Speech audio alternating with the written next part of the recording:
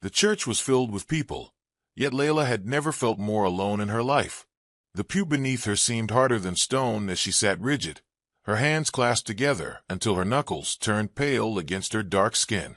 The black dress she wore clung to her body like a reminder that this wasn't just another Sunday service.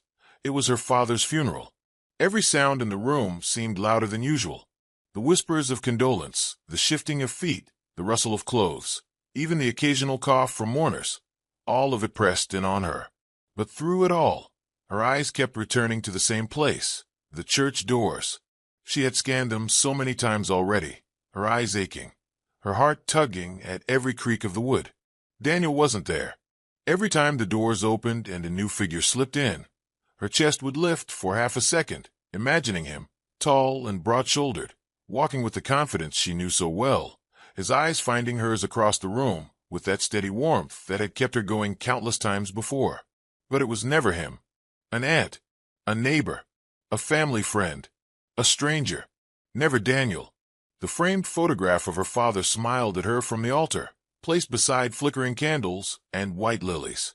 The smile mocked her, a reminder of what she had lost and of who wasn't here to hold her together. She kept hearing Daniel's voice in her mind. "I'll always be there for you, Layla. No matter what." He had promised it so many times. He had whispered it into her hair, into her hands, into her tears during lesser storms. And now, during the worst storm of her life, he wasn't here. When her mother Esther nudged her gently, whispering, "Layla, you need to say something," Layla's heart sank deeper. She hadn't prepared words. How could she? Words felt meaningless in the face of the coffin, sitting at the front of the church. Still she stood, her legs weak, her heart racing as she walked to the podium. Every eye followed her. She gripped the wooden lectern as if it could hold her body together, her fingers digging into it. "My father," her voice cracked immediately. She paused, pressing her lips together, swallowing the lump in her throat. The microphone buzzed faintly, filling the silence. She shut her eyes for a moment and opened them again. "My father was everything. My teacher. My friend. He taught me how to ride a bicycle, how to pray, how to work hard, how to never give up." Her voice trembled as tears blurred her sight. She turned her head slightly, her eyes drawn once again to the door. Empty. The hope that he might still appear was slipping away. "My father always said, even when life hurts, you must keep walking." But her chest tightened as tears spilled freely. "I don't know how to walk without him." Her body shook, and she lowered her head, one hand covering her face as sobs overtook her. In her heart she was screaming, "Where you, Daniel?" The congregation clapped softly. Some rose to their feet, others wiped their tears, but none of it comforted her. She needed him, the one who had sworn never to let her stand alone. He wasn't there. After the final prayers and the lowering of the coffin into the ground, the family gathered at her mother's house for the wake. The air was heavy with the smell of fried plantain, pepper soup, and palm wine. The small home was packed with mourners who laughed at shared memories one moment and wailed at the emptiness the next. Layla retreated into a corner by the window, away from everyone. She couldn't bring herself to eat. She couldn't bring herself to talk. She could only stare at the street outside, her breath fogging the glass slightly as she searched for headlights, for the car she knew so well. Her best friend Miriam found her there, balancing a plate of food. "Layla, you need to eat something," she said softly. Layla shook her head. "I can't. You've barely had water since morning. You'll fall sick." Layla's lips quivered. She turned back toward the door. He should have been here. Miriam's eyes softened. "Daniel." Layla didn't answer. She didn't need to. Maybe he had a reason. Miriam offered, crouching beside her. What reason could there be? Layla's voice rose, then broke. She swallowed hard, lowering it. He knew how much this meant. He knew I couldn't face this alone. Her eyes stung as she searched the door once again. Every car slowing down outside made her heart leap, but they never stopped for her. They never brought him. That night, when the last of the guests left and silence filled the house, Layla lay in her childhood bed. The moonlight spilled across her walls, illuminating the posters she had pinned as a teenager, the old photographs of herself with her father, the medals he had cheered her through winning. Her phone rested by her pillow, the screen dark and lifeless. She stared at it until her eyes ached, willing it to light up with his name. But it didn't. She finally whispered into the silence, her voice breaking. "Daniel, I needed you today. Where were you?" She cried until her pillow was soaked, her body too exhausted to keep awake. The next morning, her head throbbed, her eyes were swollen. She reached for her phone immediately. Nothing. The emptiness in her chest deepened. Her aunt stopped by later, urging her to step outside. "Breathe some fresh air, my dear," the woman said kindly. Layla shook her head. "I'll wait here." "For what?" She hesitated. Her aunt's gaze softened with pity. "Don't wait on people, child. Even those who swear they'll never leave. Sometimes they do." Her chest tightened again, but she refused to believe it. Not him. Not Daniel. On the third day after the funeral, her mother Esther sat with her in the living room. Esther's wrapper hung loosely around her frame, her face drawn with grief. She reached for her daughter's hand. "Layla, life doesn't stop. It feels like it does, but it doesn't. You must try to eat, to rest, to keep living." Layla's voice cracked. "But I can't do it without Daddy. And Daniel," she lowered her eyes, her voice breaking. "Daniel didn't even come. He hasn't called." Her mother's face hardened slightly. "Then maybe Daniel is not the man we thought he was." Layla's chest burned. She wanted to defend him, to insist he must have had a reason, but the silence from him was deafening. Still, she whispered, "Maybe he'll come. Maybe he'll call." Her mother only shook her head. Days passed. The visitors stopped coming, the food deliveries stopped arriving, and the house grew unbearably quiet. Layla kept her vigil by the window each evening, staring at the street, waiting for headlights that never slowed for her. Miriam returned one afternoon, settling on the bed while Layla sat by the window. "This isn't healthy," Miriam said gently. "You're punishing yourself." "I just need to see him. Once. To ask why." Miriam sighed. "And if he doesn't come?" Layla's eyes filled. "Then it means he never loved me." Her voice broke completely. "And I don't know how to live with that." Miriam hugged her tightly, but the embrace couldn't fill the gaping hole inside her. That evening, as the sun dipped low and the sky burned orange, Layla watched the world outside with hollow eyes. Children played, vendors shouted, radios sang. The world moved on as if nothing had happened. Then her phone buzzed against the windowsill. Her heart jumped, her hands trembling as she grabbed it. The screen lit up with his name. Daniel. Finally. Her pulse raced, hope flaring inside her chest. She opened the message instantly, desperate for the words she had imagined for days. "I'm sorry. I should have been there. Can I see you?"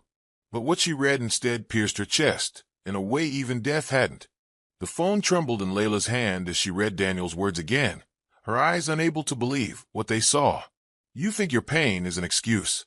I can't deal with this anymore. You're not the same person." She blinked hard, thinking maybe her grief-clouded mind had twisted the letters. But the words were still there, staring at her, brutal and sharp like broken glass. Her chest tightened, and she felt her body sink into the chair by the window, her knees weak, her breath shallow.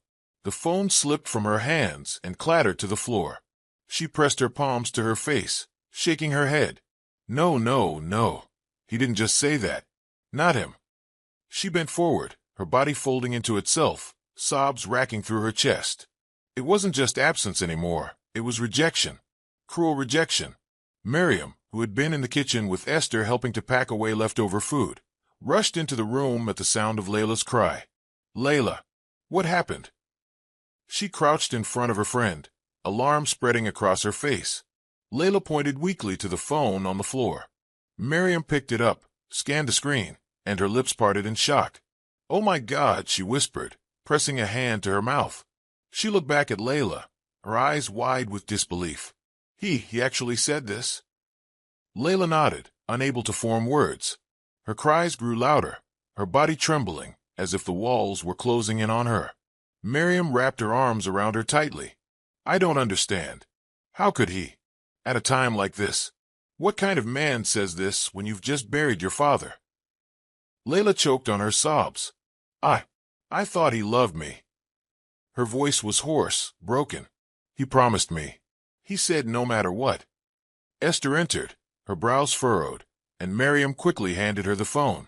The older woman read the message, her lips tightening into a thin line, her eyes dark with fury. So this is who he is. A coward. A selfish boy who cannot carry weight when life gets heavy. She placed the phone on the table with controlled anger and sat across from Layla. My daughter, listen to me. Grief shows you people's true hearts. Some will stand with you. Some will run. But this one, this Daniel, he has shown you who he is. Layla's voice broke. But I loved him, Mama. I still do. How do I just stop? You don't have to stop loving immediately, Esther said firmly, her tone softer now. But you must stop waiting. His silence and now his words, they are answers, even if they are not the ones you wanted. Layla buried her face in her hands again, muffling her cries. Miriam rubbed her back, whispering, You don't deserve this. You don't. That night was long. Long enough that every second stretched like a year. Layla lay in bed staring at the ceiling, Daniel's words replaying in her mind like a cruel echo. You think your pain is an excuse. The sentence cut her deeper than the silence of the past week. It felt like a punishment for grieving, a punishment for loving her father too much, for breaking under the weight of death. At one point, she sat up and reached for her phone again, scrolling through their old messages. She read the words that used to make her smile. Good morning, sunshine. I love you. I'll never leave you, Layla. You and me forever. The contrast between then and now was unbearable. She whispered into the empty room. How could forever end so easily for you? When her tears dried into exhaustion, she fell into a restless sleep. The next morning, she sat at the breakfast table with her mother. The rice and stew on her plate sat untouched. Esther watched her carefully. Layla, you have to eat. Layla shook her head. It feels like nothing matters anymore. It does matter. You matter, Esther said, her voice heavy with both grief and determination. She reached across the table, holding her daughter's hand. I lost my husband. You lost your father. But I will not lose you too. Layla's lips trembled, and she whispered, He blamed me for my pain, as if I chose it. Esther's face tightened. A man who cannot carry your pain is not worthy of your love. Let him go, Layla. But letting go was not something Layla knew how to do. For the rest of the day, she moved through the house like a ghost, picking up her father's things, arranging his books, folding his old shirts, as though order could bring back the pieces of her life. At every pause, her mind drifted to Daniel. What was he doing at that very moment? Was he thinking of her at all? Or had he erased her already? Later, Miriam returned to keep her company. They sat on the veranda, watching the children play in the street. Miriam broke the silence. You know grief. It makes you feel like the world should stop. But look, life goes on out there. She gestured at the children, laughing. The world doesn't wait for anyone. Layla sighed, her eyes fixed on the road. I waited for him. Every night. Every day. I waited like a fool. You're not a fool. You loved. Miriam turned to face her. And if he can't value that, then he's the fool. Not you. Layla looked down at her lap. What if I can't move on? What if this pain never leaves? Then you carry it, Miriam said quietly. But you carry it forward. You don't let it bury you. The words lingered in Layla's mind as the days passed. She tried to busy herself with small tasks, helping her mother cook, sweeping the compound, answering the occasional condolence call. But every night, when the house grew quiet, she returned to her phone. She reread his message over and over, torturing herself with the bluntness of it. On the fifth night, she drafted a reply. You abandoned me when I needed you most. How could you? Her fingers hovered over the send button, her heart pounding. But before she could send it, she noticed the small gray letters beneath his name. Message not delivered. Confused, she tried calling. The line didn't even ring. She tried again and again, but each attempt ended with the same dead silence.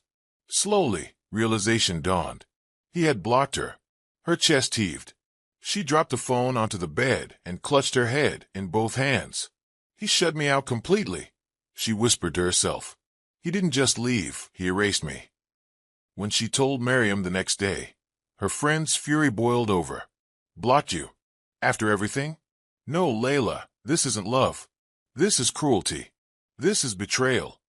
Layla's voice was small, broken. It feels like losing my father twice. And that was the truth. The silence was no longer just the absence of a voice she loved. It was the sound of something inside her breaking.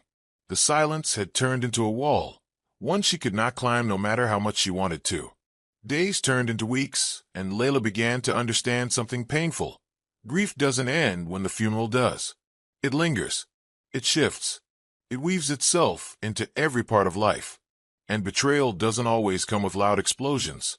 It can come in silence, in absence, in words typed on a screen. Every evening she sat at the window, no longer waiting for headlights, no longer expecting an apology.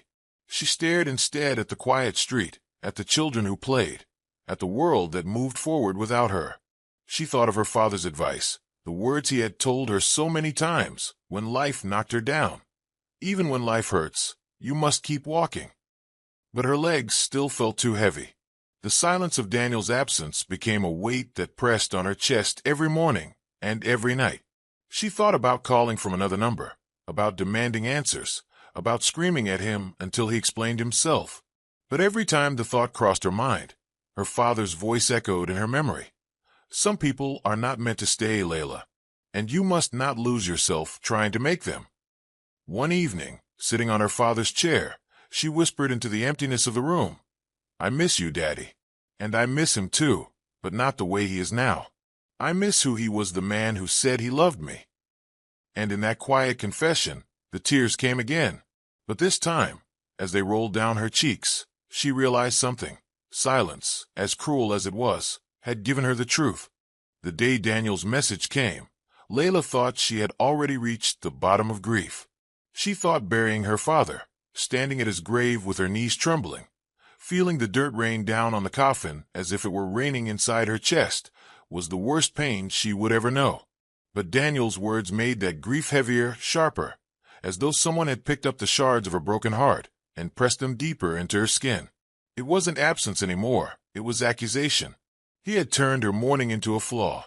She sat at her father's old desk that evening, staring at the phone on the table. The words glared back at her from the screen. You think your pain is an excuse? I can't deal with this anymore. You're not the same person. She whispered them aloud, her voice shaking. Not the same person. She pressed her palms against her chest, as if trying to hold herself together. Of course I'm not the same. My father died. What did you expect me to be? Her body shook as tears flooded again. Her mother called her for dinner, but she couldn't answer. Food had lost its meaning. Her body lived, but her spirit felt buried. Later, when the house grew quiet and Esther had gone to bed, Layla remained at the desk, her eyes swollen, her hair loose around her shoulders. She unlocked her phone again, scrolling back to the beginning of her messages with Daniel. She read the first one he had ever sent her. Hey, Layla. Just checking if you got home safe. She remembered the smile it gave her back then, the way she had stared at her phone like a schoolgirl in love, her heart fluttering.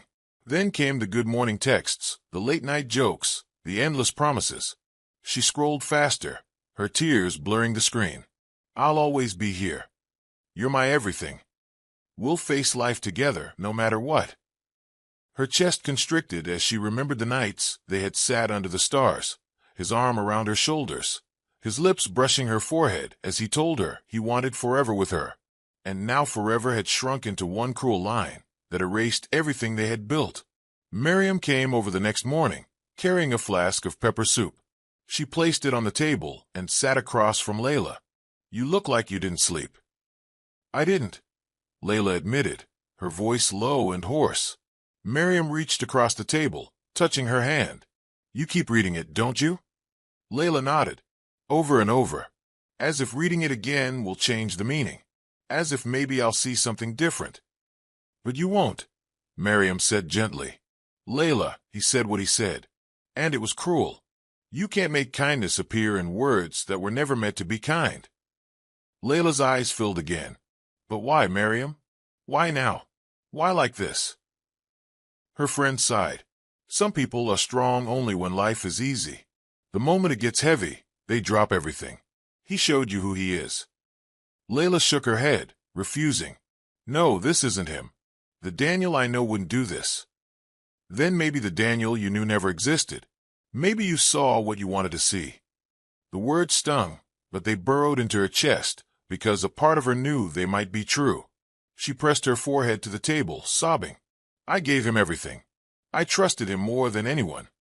And now you know he doesn't deserve it, Miriam whispered. Days passed, and the house settled into a new rhythm of silence. Esther spent her mornings tending to the small garden in the compound, her afternoons sewing, her evenings reading her Bible by candlelight. Layla drifted through the days in a daze, sometimes helping, sometimes retreating into her father's old room.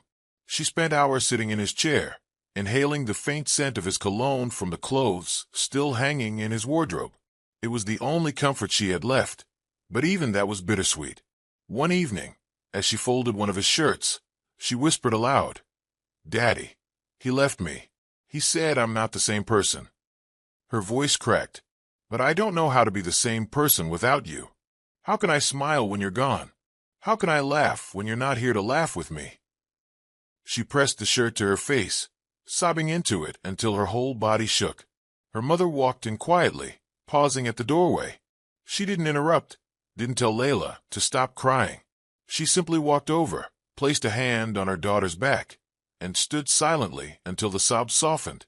You don't have to be the same person, Esther said softly. Grief changes us. Pain changes us. But it doesn't have to destroy us. Layla lifted her head slowly. It feels like it already has. Esther kissed her forehead. Then you will rebuild. One brick at a time. Without him if you must. That night, Layla tried to distract herself by opening her journal. She hadn't written in weeks. She stared at the blank page, pen hovering. Finally, she wrote in shaky handwriting. You broke me when I was already broken. You took my grief and turned it into a flaw. I don't know how to forgive you for that. I don't know if I ever will. She closed the journal abruptly, pressing her palms against the cover. Writing didn't soothe her. It only reminded her of how much she had lost. The next morning, she decided to call him, even though she knew he had blocked her. She borrowed Miriam's phone, dialing Daniel's number with trembling fingers. It rang once, then went straight to voicemail. She tried again. The same. On the third attempt, Miriam placed a hand over hers. Layla, stop. You're hurting yourself. I just need to hear his voice. Layla whispered desperately. But he doesn't want to be heard, Miriam said. And chasing someone who doesn't want to be found will only bleed you dry. Layla pulled her hand away, tears streaming. You don't understand. He was supposed to be here forever. We planned a future together. Marriage, children, everything. How do I erase that? You don't erase it, Miriam said firmly. You accept that it's gone. Layla shook her head, burying her face in her hands again. The words accept and gone felt impossible. She couldn't accept losing her father. She couldn't accept losing Daniel. And yet both were gone. One buried under the earth, the other buried under silence. Weeks stretched into a month. Slowly, relatives stopped checking in. Friends stopped visiting. The world kept moving, leaving her behind. She wandered through her days like a shadow, her hair unkempt, her clothes loose on her frame, her eyes dulled. She answered her mother's questions in monosyllables, often retreating into her room. At night, she lay awake, the sound of crickets outside her window mocking her loneliness. One evening, she sat on the veranda as the sun dipped low, painting the sky in streaks of gold and purple. A neighbor walked past with his wife, holding her hand gently as they laughed at some private joke. Layla watched them until they disappeared from view, her chest tightening. That used to be her and Daniel. That used to be her laughter, her joy. Now it was someone else's. She picked up her phone and read his message again. The words no longer made her cry. They made her numb. You're not the same person. She whispered it aloud, her voice flat. Of course I'm not. And maybe I'll never be again. And for the first time since her father's death, Layla understood that grief wasn't just about losing the dead. It was about losing the living too. The ones who turned their backs, the ones who couldn't handle your sorrow, the ones who broke you twice. She leaned back in her chair, her eyes heavy, her body weary. She didn't know what tomorrow would look like, or the next day. But she knew one thing. She could no longer beg Daniel for what he refused to give. The silence had spoken louder than any words, and the words he did send had left scars that would take years to fade. Layla had never known silence could be so loud. It wasn't just the absence of words anymore. It was the weight of rejection, the sound of doors slamming shut, invisible but deafening. When she tried to reply to Daniel's message, the bubble on her phone turned red. Message not delivered. She tried again and again, her chest tightening with each failure, until she realized the truth. He had blocked her. Not just ignored her, but cut her off entirely, as though she had ceased to exist. Her body went cold. She dialed his number with trembling hands, but the call never rang, going straight to voicemail. She borrowed Miriam's phone, tried again, but the result was the same. A wall had been built between them, thick and impenetrable. Her heart pounded as though it wanted to break through that wall, but she knew it never would. Daniel had turned his back, and he had done it completely. The realization struck her harder than the day at the graveside, harder than reading his cruel words. To be abandoned when she was weakest, to be erased while her grief was still raw, felt like dying twice. She sat on her father's chair in the living room, her hands shaking, staring at nothing. Her mother entered quietly, her wrapper tied loosely, her face lined with exhaustion and sorrow. Esther sat beside her daughter and touched her arm. "What happened, Layla?" Layla's voice was hollow, trembling. "He blocked me. Everywhere. It's like I don't exist to him anymore." Esther's eyes narrowed, a storm passing through them. "And this is the man you thought would be your husband?" She shook her head. "Better to see his true face now than when it is too late." Layla's lips trembled. "But why, Mama? Why would he do this? I thought love was supposed to stay, especially when life is hard." "Not everyone who says they love you knows what love means," Esther said softly. She cupped her daughter's chin, forcing her to meet her eyes. "Real love holds your hand when the world falls apart. False love runs away and blames you for the ruins." Layla broke again, her tears spilling fast. She buried her face in her mother's lap, her body shaking with sobs. Esther stroked her hair gently, whispering, "Cry, my child. Cry, but don't drown. He is not worth your tears." But tears did not obey reason. They came freely, relentlessly. Every night as Layla lay awake staring at her phone, she scrolled through his photos, their memories together. Pictures of dinners, road trips, birthdays. The way he used to smile at her like she was the only woman in the world. How had that smile turned into a block button? She whispered into the darkness, "You promised me forever, Daniel." Was forever only 3 years? Her days became shadows of themselves. She stopped answering calls from friends. She ignored messages of condolence that still trickled in. She ate only when her mother insisted. She existed, but she didn't live. Miriam refused to give up on her. She came nearly every day, sometimes with food, sometimes with just her presence. One afternoon, she found Layla sitting on the veranda, her eyes fixed on the road as usual, still waiting. Miriam asked gently, sitting beside her. Layla's lips curved into a bitter smile. "There's nothing to wait for anymore." He made that clear. "Then stop looking at the road for him," Miriam said. "Look at it for yourself. Life is still out there, Layla. You're still here." Layla shook her head. "I don't know who I am without him. Without Daddy. It feels like I've lost myself too." "You're still you," Miriam said firmly. "Hurt, broken, grieving, but still you.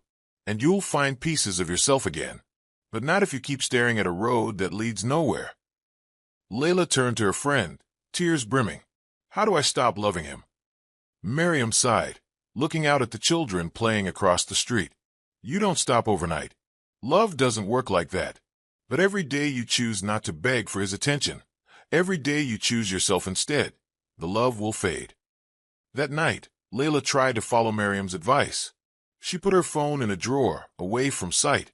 But in the silence of midnight, she opened the drawer again, her hands trembling, as though the phone itself could heal her.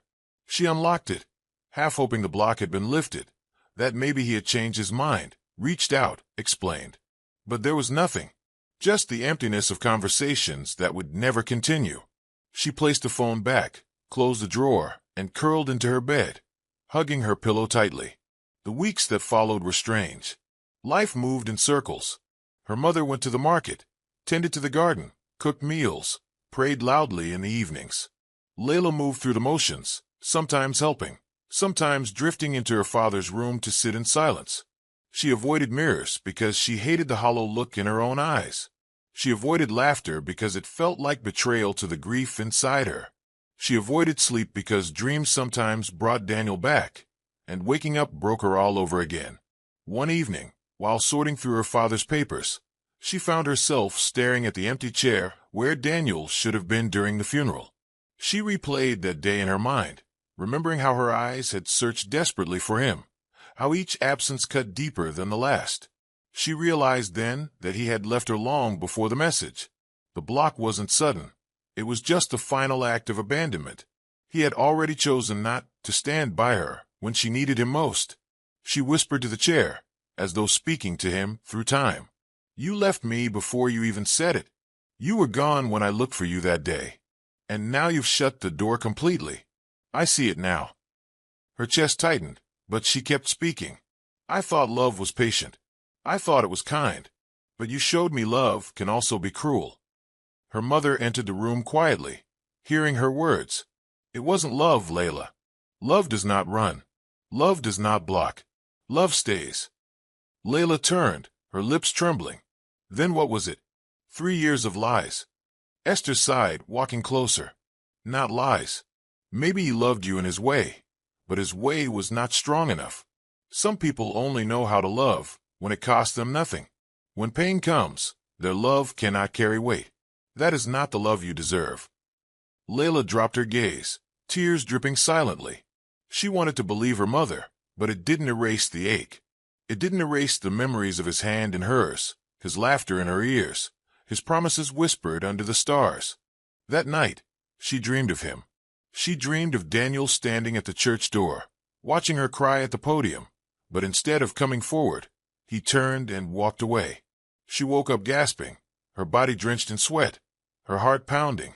The dream felt more real than memory. She pressed her palms to her face and whispered. He turned his back for good. The morning light that streamed through the window seemed cruel, too bright for the heaviness inside her. But as she sat on the edge of her bed, she remembered her father's words from long ago, when she had lost a school competition and cried as if her world had ended. He had cupped her face and said, "Even when life hurts, you must keep walking." The memory pierced her now, a reminder from beyond the grave. She stood slowly, her legs shaky but moving. She walked to the window, opened it wide, and let the air in. The world outside was still alive. Children laughing, vendors shouting, neighbors greeting each other. Life had not ended, even if hers felt shattered. She whispered to herself, "I will keep walking, Daddy. I don't know how yet, but I will." And though her heart still ached with betrayal, though the silence of Daniel's absence still pressed against her chest, she took her first deep breath in weeks. The days blurred together for Layla after Daniel's disappearance from her life. Time had lost its shape. Morning bled into night, and night dragged itself into another morning. She woke every day with the same weight pressing down on her chest, the heaviness of losing her father and the betrayal of the man who had promised to stay. She moved through her mother's house like a ghost, present but hollow, doing small tasks without thought, answering questions with soft murmurs, her eyes always shadowed. One afternoon, when the heat of the sun had softened into a mild breeze, Esther asked Layla to help organize her father's study. The room had been left untouched since his passing. His books still lined the shelves, his papers were scattered across the desk, and his glasses rested on top of an open notebook, as if he had only stepped away for a moment. Walking into the room felt like walking into his presence again, and Layla's throat tightened the moment she crossed the threshold. She hesitated at the door, her hand lingering on the frame. "Mama, I don't know if I can do this." Esther, standing beside her, placed a gentle hand on her back. "We must. It will hurt, but it is necessary. We cannot live in a shrine of his absence forever." Together they stepped in. Esther began sorting through the books, carefully stacking them on the floor. Layla lowered herself into her father's chair, her fingers brushing against the surface of the desk. Dust clung to her fingertips, and she rubbed it absently as her eyes roamed over the familiar clutter. She picked up his pen, twirling it between her fingers. She remembered how he used to tap it against the table when he was thinking, how the sound used to irritate her when she was trying to study nearby. Now she would have given anything to hear it again. She began gathering loose papers into a pile, scanning through notes of sermons he had prepared, grocery lists he had scribbled hastily, reminders to pay bills. She smiled faintly at the ordinariness of it, the humanity of a man who had seemed larger than life. She picked up an old notebook and flipped through the pages. His handwriting was neat, steady, confident. Each word seemed to hold his presence, his voice echoing faintly in her mind. As she cleared one of the drawers, her hand brushed against something tucked far at the back. A white envelope, yellowed slightly at the edges, with her name written across it in his handwriting. She froze, staring at it as though it might vanish if she moved too quickly. Her breath caught. "Mama," she whispered, her voice shaking. "Look." Esther turned, her eyes widening as she saw the envelope in her daughter's trembling hands. "Open it," she said softly. Layla's hand shook as she slid her finger under the seal and pulled out the folded sheet inside. She unfolded it slowly, her eyes scanning the first line. "My dearest Layla," it began. Tears filled her eyes instantly. She pressed a hand to her mouth, her body trembling as she read. "If you are reading this, it means I am no longer by your side in the way I once was. And though that thought breaks my heart, I want you to know that my love for you has not ended. Death cannot end love. Nothing can." Her vision blurred, but she forced herself to keep reading. "Layla, I know you. You carry your heart so openly. You love deeply, and you feel pain just as deeply. And I fear that when I leave this world, you will be tempted to bury yourself with me. Do not. My child, listen to me. Do not let grief steal your life. Carry me with you, but do not bury yourself with me. The world will still need your laughter, your kindness, your dreams. You will still need them too." Layla's sobs came suddenly, breaking through the room, raw and heavy. She pressed the paper to her chest, clutching it as though she could pull him back into her arms. Her mother placed a hand on her shoulder, tears shining in her own eyes. Layla continued reading through her tears. "When storms come, and they will, remember what I taught you. Keep walking, even if your legs shake, even if your heart aches, even if the path feels endless. Keep walking. You will fall. You will cry, but you will rise. And when you do, I will be proud, even from beyond the veil of this life." The words blurred as her tears dropped onto the page. She whispered them aloud, her voice breaking. "Don't let grief steal your life. Carry me with you. Keep walking." Her mother pulled her into her arms, holding her as she wept. "He knew you needed these words," Esther whispered. Even before he left, he knew. That night, Layla sat alone in her room with the letter in her lap. She read it over and over until she could almost recite it by heart. Each line felt like a lifeline thrown to her drowning soul. For weeks she had been suffocating under grief and betrayal, convinced that she could not live in a world without her father or without Daniel's love. But here was her father, reaching out from beyond the grave, telling her not to give up, telling her to live. She thought of the nights she had cried until her body shook, of the days she had sat by the window waiting for Daniel's car, of the silence that had swallowed her whole. For the first time, she realized that the silence didn't have to be the end. Her father's voice had broken through it. She pressed the letter to her chest and whispered, "I hear you, Daddy." The following morning, Esther found her daughter sitting on the veranda with a cup of tea, her hair tied back neatly, her face still marked by sorrow but softened by a faint light in her eyes. "You're awake early," Esther said with a small smile. Layla nodded. "I read his letter again."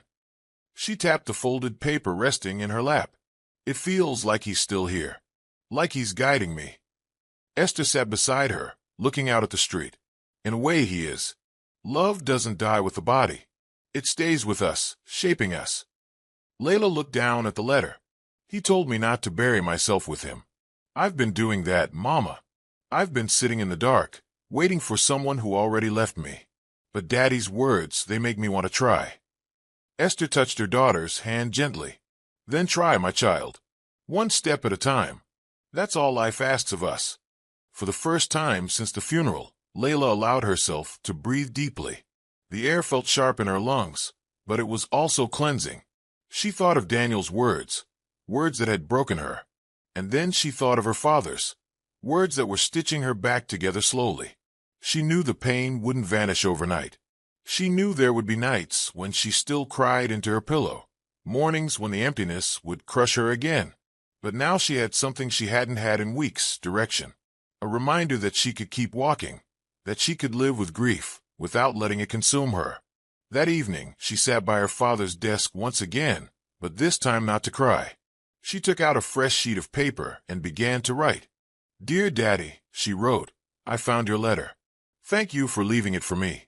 Thank you for knowing what I would need before I even knew it myself. I promise I will try. It won't be easy, but I will try to live the way you wanted me to. I will carry you with me, but I will not bury myself with you. I love you always. She folded the paper neatly and placed it in the drawer where she had found his letter, as if to continue the conversation across time. And for the first time in weeks, when she went to bed, she whispered a prayer, not for Daniel to come back, but for the strength to keep walking forward, even if her legs still trembled. The letter from her father became Layla's lifeline, but it did not erase her pain. It was a candle in a cave, flickering, small, yet enough to keep her from drowning in complete darkness. She carried it everywhere, folded carefully into her purse, tucked beneath her pillow at night. Whenever the heaviness of loss threatened to pull her under, she would slip it out, read the lines slowly, and imagine her father's voice speaking them. Still, grief is not a straight road. It winds, it circles back, it twists, and some nights it drags you down deeper than before. One such night came sooner than she expected. Dinner had been quiet that evening. Esther had made jollof rice with fried fish, filling the air with the rich scent of tomatoes, onions, and spices.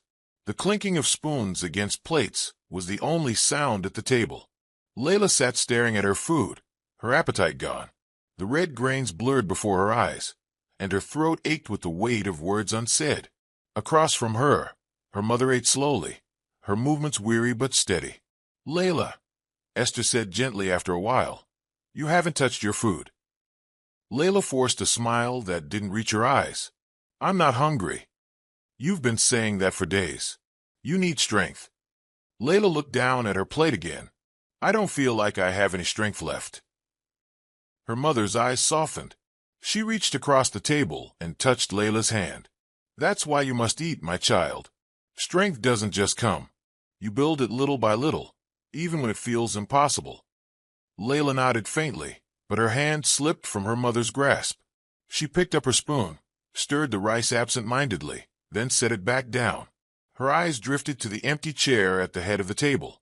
Her father's chair, the one he had sat in every night, praying before meals, laughing at his own jokes, telling stories that made even the simplest meals feel like feasts. The sight of that empty chair struck her like a blow. Her chest tightened painfully. She whispered before she could stop herself, he should be here. Esther froze, her spoon halfway to her mouth. She followed her daughter's gaze to the empty chair and swallowed hard. Her voice was quiet, trembling. I know. Layla's vision blurred with tears. She turned her head slightly, and her eyes landed on another chair, the one where Daniel used to sit when he joined them for meals.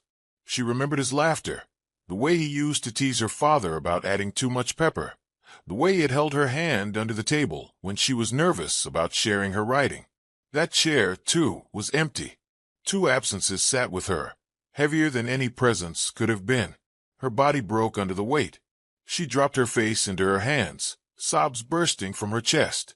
Her shoulders shook violently, her cries loud and unrestrained.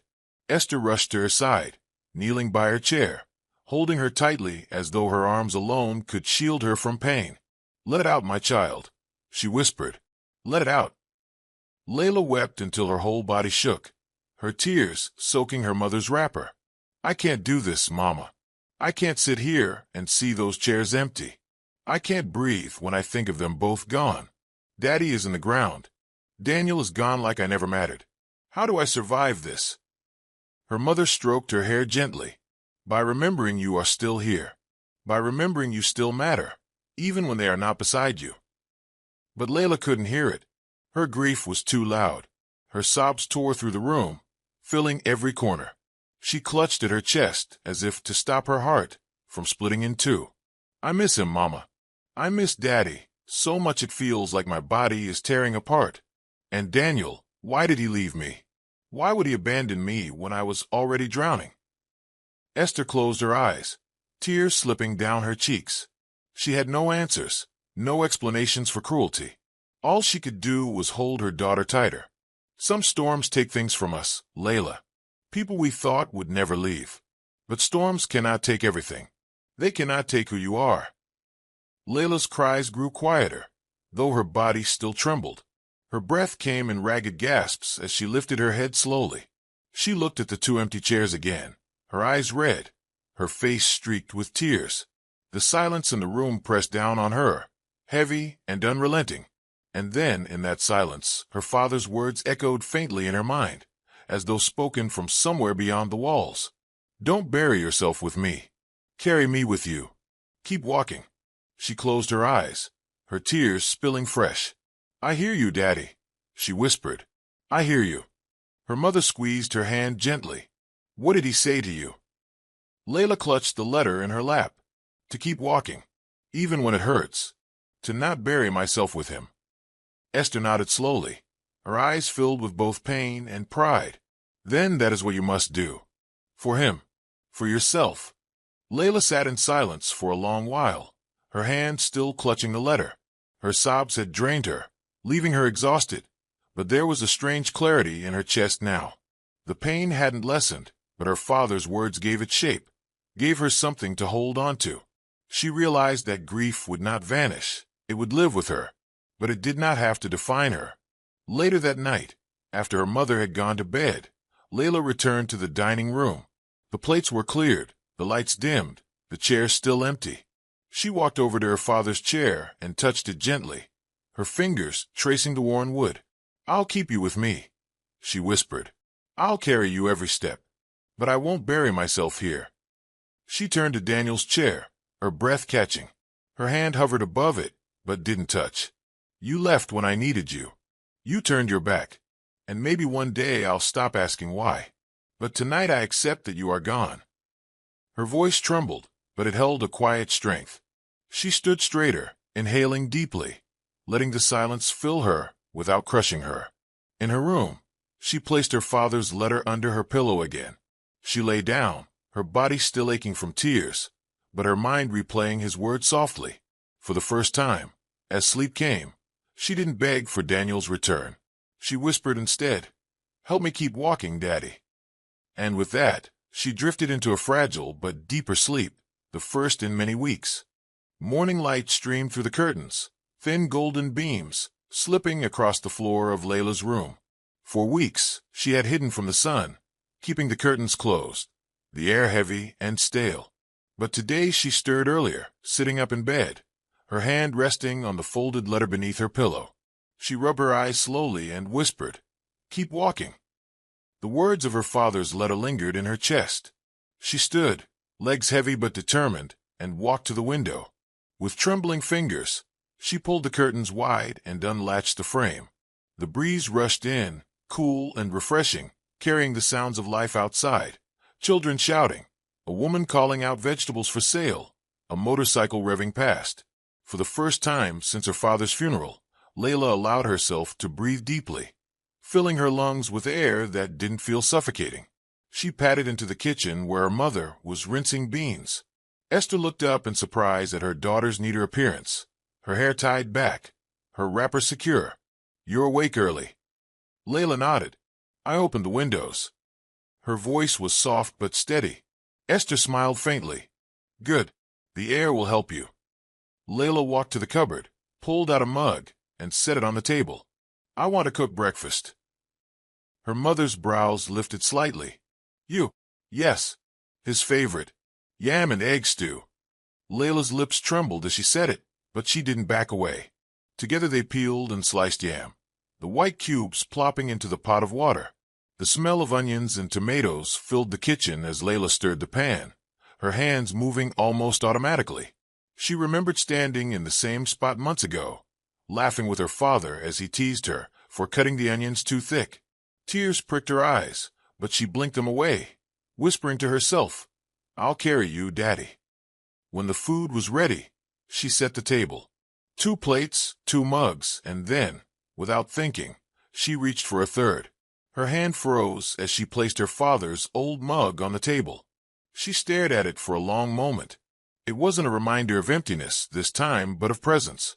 She set it down carefully, whispering, "You're still with us." Her mother watched her quietly, her lips pressed together as though to hold back tears. They ate in silence, but the silence felt different. It wasn't crushing, it was gentle, as if her father's spirit filled the space between them. After breakfast, Layla walked into the small sitting room and began folding the laundry that had piled up. Her movements were slow but intentional, each shirt folded carefully, each wrapper smoothed. She hummed softly under her breath, without realizing it, a tune her father used to whistle when fixing things around the house. Her mother looked at her from the doorway, a quiet smile tugging at her lips. Later that afternoon, Miriam stopped by, carrying a basket of fruits.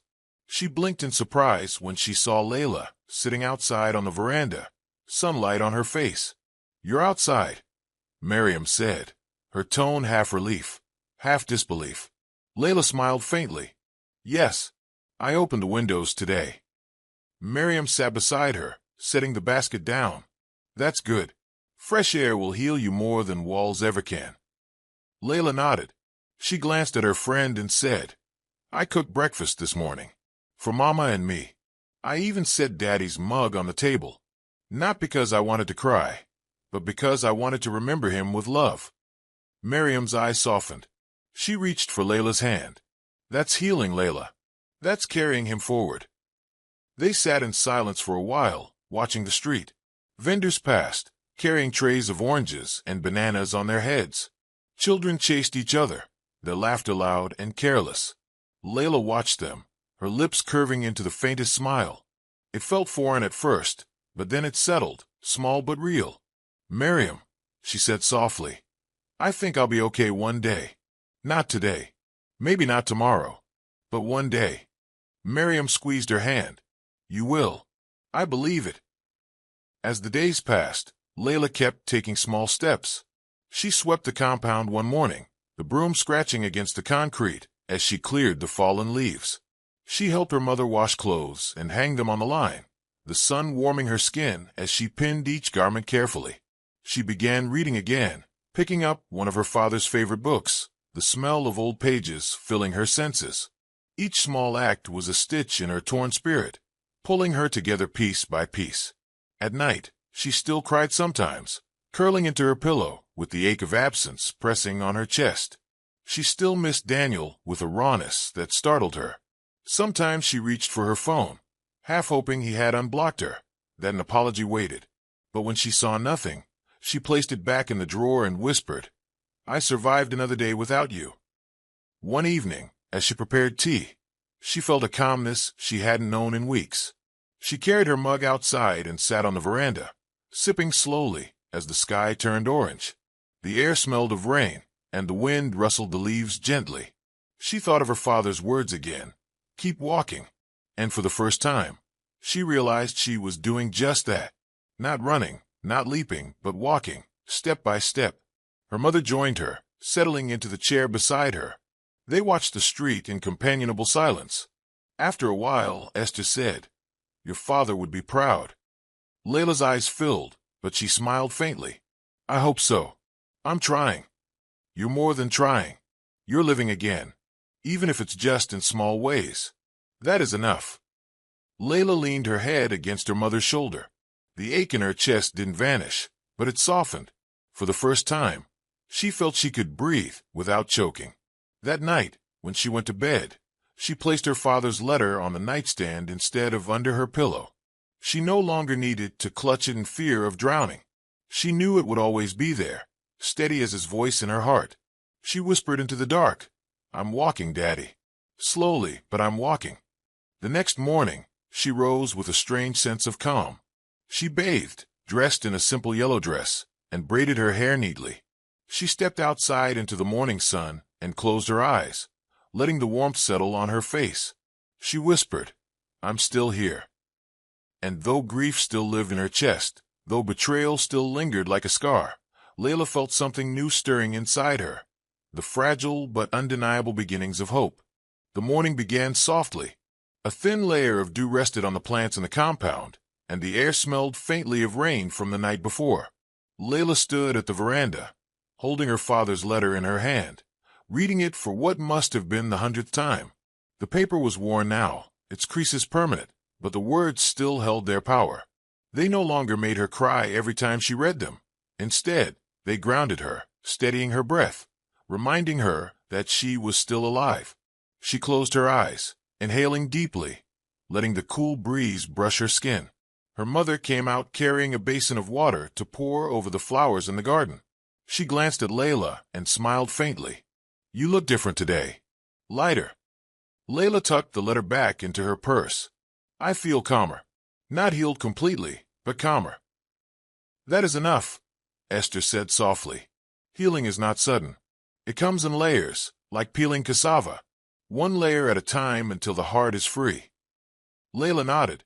She walked into the kitchen, set water to boil, and prepared tea.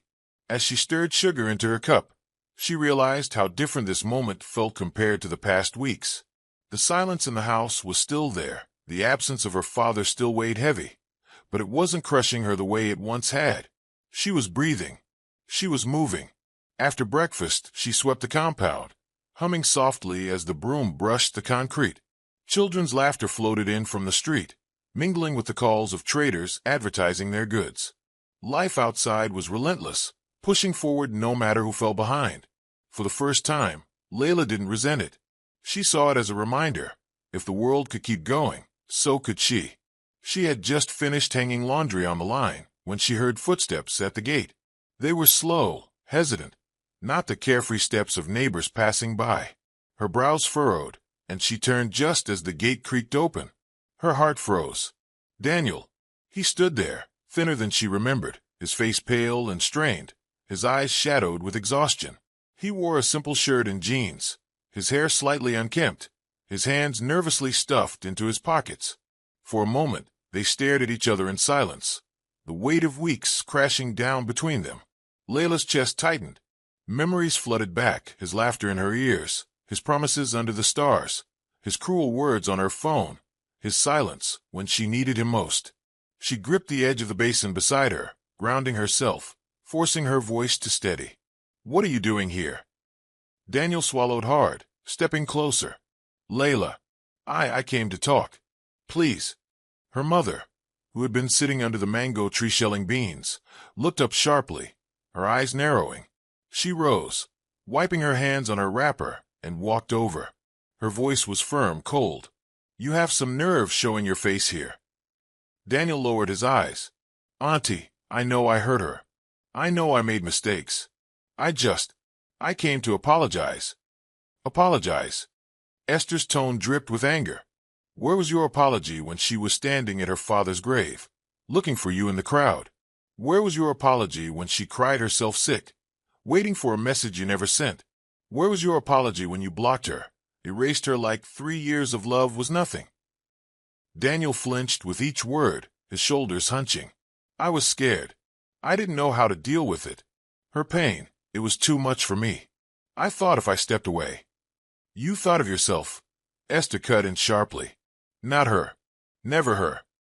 Layla raised a hand gently. "Mama, let me." Esther hesitated, her jaw tight, but she nodded and stepped back, though her eyes remained fixed on Daniel with undisguised fury. Layla turned fully to him, her voice calm but laced with steel. "You left me when I needed you most, Daniel. And worse, you blamed me for hurting. Do you know how cruel that was? To tell someone who just buried her father that her pain was an inconvenience."